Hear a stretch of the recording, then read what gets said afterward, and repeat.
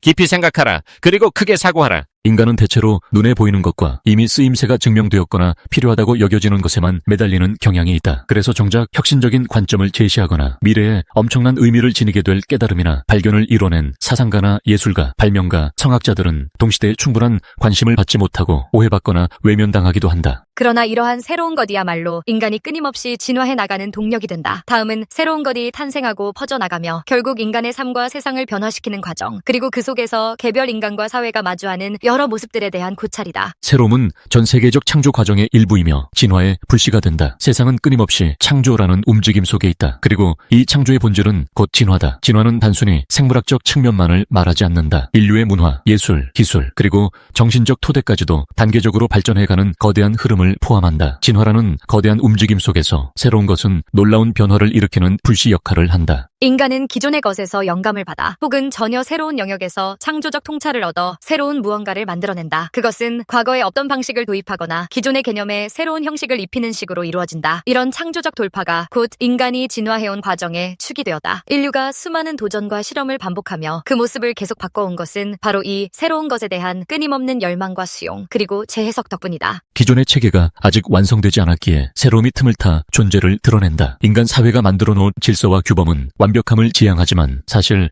완벽에 이르는 일은 거의 불가능하다. 제 아무리 철저한 제도와 관습, 학문적 토대가 있다 해도 늘 어디엔가 결핍과 빈틈이 존재한다. 이는 한편으로는 왜곡이나 부조리를 불러올 수 있지만 동시에 새로운 것이 진입할 수 있는 소중한 통로를 만들어준다. 문제는 기존 질서가 너무 단단하고 견고해져 더 이상 변화를 흡수하지 못할 때 생긴다. 젊은 세대나 좀 더 열린 사고방식을 지닌 사람들은 답답함을 느끼고 흥미를 잃어버릴 수 있다. 이때 그들이 체념하지 않고 나아가려면 결국 새로운 것을 시도하거나 받아들여야 한다. 이 선택지가 박탈되거나 억압되면 사회적으로는 죽은 체제에 가까워지고 개인의 의지와 도전은 혁명적 성격을 띨 수밖에 없다. 왜냐하면 새로운 것이 사라진 세계에는 진보가 중단되고 그 종착점은 죽음이거나 극단적인 파열이 될 뿐이기 때문이다. 새로운 것은 하나의 영감으로 하나의 은유적 선물처럼 특정 개개인을 찾아온다. 흥미로운 점은 완전히 새로운 아이디어가 실제로 인간 의식 내부에서 자발적으로 만들어진다기보다는 마치 외부나 위로부터 치고 들어오는 어떤 충격처럼 작용한다는 사실이다. 우리는 이것을 영감이라 부른다. 영감이란 말 그대로 바람이 불어오듯이 정신에 스며드는 것으로 과학자나 예술가, 사상가들은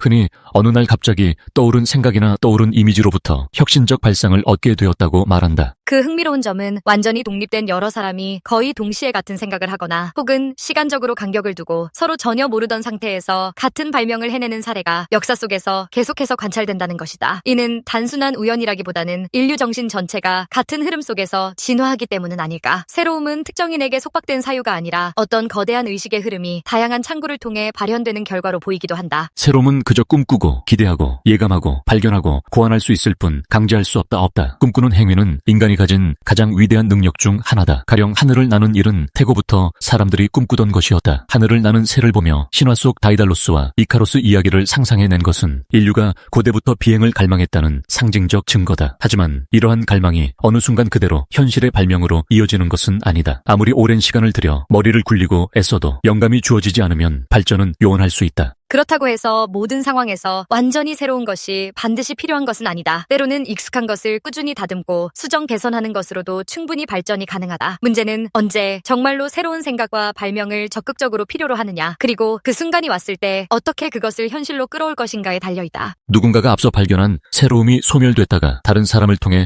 다시 나타나기도 한다. 역사는 끝없이 반복되고 정보와 지식은 종종 단절된다. 이전 시대에 실제로 누군가 어떤 대단한 발상을 했어도 그것이 기록으로 남지 못하거나 남았더라도 전쟁 등으로 인한 혼돈 속에 사라지면 세상에 전해지지 않는다. 훗날 다른 사람이 같은 문제의식을 가지고 실험과 연구를 통해 비슷한 결과에 할 수 있다는 것은 어쩌면 당연하다. 우리는 과거에 소실된 무수한 천재적 생각이나 독창적 발명이 얼마나 많았을지 헤아릴 수 없다. 예컨대 불타 없어진 고대의 방대한 도서관과 수많은 기록물, 혹은 그 기록물의 저자까지도 함께 생을 마감해 세상에 빛을 보지 못한 아이디어들은 오늘날까지 미스터리로 남는다. 따라서 우리가 새롭게 발견했다고 믿는 무언가가 실은 이미 먼 과거 누군가의 실험 단계나 기록으로 남아있었을 가능성도 충분히 존재한다. 아이디어나 발명은 인간의 정신 속에서 살아있고 조건만 맞으면 언제든지 다시 솟아날 수 있기 때문이다. 생각의 선구자와 예언자는 새로운 것을 전파해야 한다는 의무감을 느낀다. 세상이 한 단계 올라서기 위해 혁신을 발견한 사람들은 꼭 그것을 세상과 나누려는 사명감을 느낀다. 단지 개인의 명예나 부를 위해서가 아니라 자신이 발견한 새로운 것이 더 넓은 무대에서 쓰임을 얻어야 한다고 믿기 때문이다. 예언자나 성학자라 불리는 이들은 보통 많은 시련을 겪으면서도 자신의 깨달음과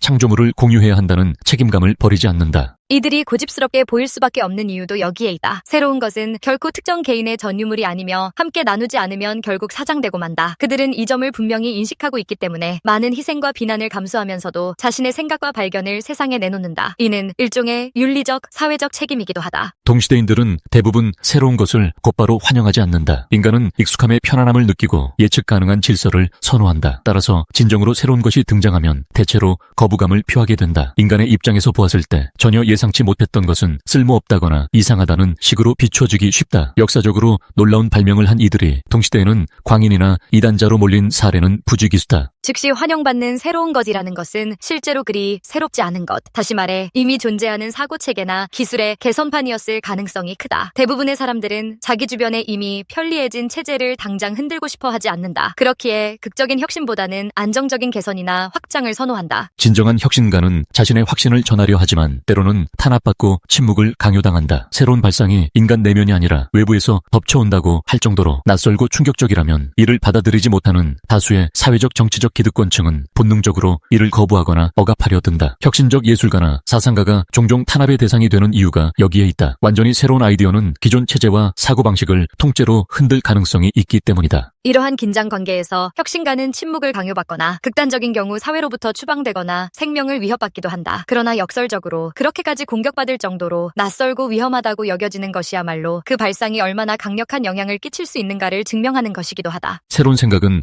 다양한 경로로 확산되며 때론 표면 아래에서 서서히 진행된다. 설사 표면적으로는 강력한 검열이나 탄압이 일어난다 해도 새로운 사상이 완전히 억압되는 경우는 드물다. 책이나 예술작품, 구전, 심지어는 말없는 상징의 형태로도 사상은 전파될 수 있다. 그리고 정신의 전달 과정에는 아직 과학적으로 명확히 설명하기 어려운 요소들도 존재한다. 누군가가 심오한 진리를 깨달았을 때 먼 훗날 어딘가에서 비슷한 깨달음이 뜨겁게 떠오르는 것은 흔치 않은 일이 아니다. 혁명적 사상이나 발명은 잠시 지연될 수 있지만 언제까지고 막을 수는 없다. 어떤 사람이 억눌린 상태에서 세상에 전하고 싶던 메시지는 다른 누군가를 통해 이어질 수 있다. 새로운 것은 그렇게 의식의 지하수처럼 흘러다니다가 언제라도 다시 솟구치고 퍼져나간다. 새로운 것은 결국 세상을 바꾸고 정신적, 물질적 상태를 재편한다. 세상에 등장한 새로운 것이 처음에는 더디게 자리 잡더라도 어느 순간 임계점을 넘으면 폭발적으로 확산된다. 먼저 이를 포착하고 이해한 깨어있는 사람들 혹은 정신적 엘리트들이 남들에게 설명하기 시작하고 그 과정에서 점진적으로 대중이 받아들일 수 있는 형태로 다듬어진다. 이처럼 한때는 낯선 것이었으나 점차 대중이 이를 편리하고 유용한 것으로 인식하게 되면 비로소 세상의 정신적 물질적 상태가 뒤바뀐다. 예컨대 정의나 증기기관, 인터넷과 같은 거대한 혁신들은 초창기에는 극히 일부 전문가나 호기심 많은 사람들만 이해했지만 이후에는 전 인류 문명을 바꾸는 중추적인 수단이 되었다. 새로운 것도 때로는 쇠퇴한다. 그러나 창조의 흐름은 또 다른 새로움을 낳는다. 새로운 것이 영원토록 빛나는 것은 아니다. 시대가 바뀌면서 그 역할을 다한 신기술이나 신사상이 도태되는 일도 자연스러운 흐름이다. 중요한 것은 그럼에도 불구하고 창조와 진화라는 대전제는 멈추지 않는다는 사실이다. 옛날에는 혁명적으로 여겨졌던 것이 시간이 흐르며 구식이 되거나 훗날 나타난 더 강력한 혁신에 자리를 내줄 수 있다. 창조의 핵심은 끊임없는 변화에 있다. 오랜 기간 인류가 유지해온 인식 중에는 변함없이 이어져야 할 본질적인 가치가 있는 반면 시대적 역할이 끝나면 다음 단계로 넘어가야 할 영역도 있다. 그 둘 사이의 긴장과 교차가 결국 인류 역사를 풍부하고 다채롭게 만든다. 창조는 일시적 충동이 아니며 언제나 완전에 이르고자 하는 움직임이다. 우리가 매 순간 관찰하는 세계는 늘 미완의 상태다. 하지만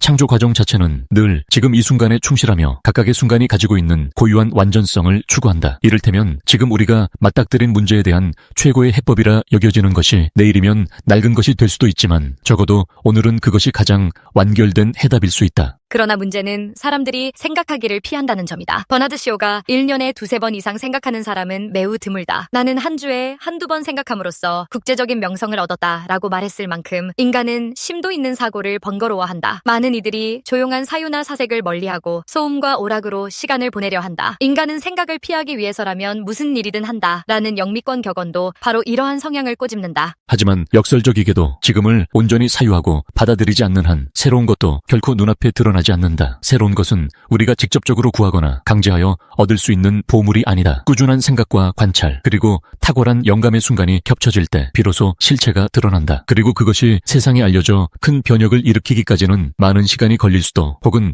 예상외로 빠르게 이루어질 수도 있다. 결국 인류의 역사는 이렇게 끊임없이 생각하는 법을 배워가며 그 과정에서 새로운 것을 맞이하고 때로는 배척하며 그러다 스스로 변혁을 일으키기도 하면서 전진해왔다. 우리가 해야 할 일은 오로지 끊임없이 사유하고 열린 마음을 유지하며 아직 눈앞에 보이지 않는 새로운 것을 꾸준히 기다리고 예감하고 발견해 나가는 것이다. 그럴 때 비로소 개인의 영감과 인류의 진화가 맞물려 더 큰 성장을 이룰 수 있으리라. 그것이 바로 깊이 생각하고 크게 사고하라라는 외침이 지닌 가장 강력한 메시지다. 안녕하세요. 지성의 숲입니다.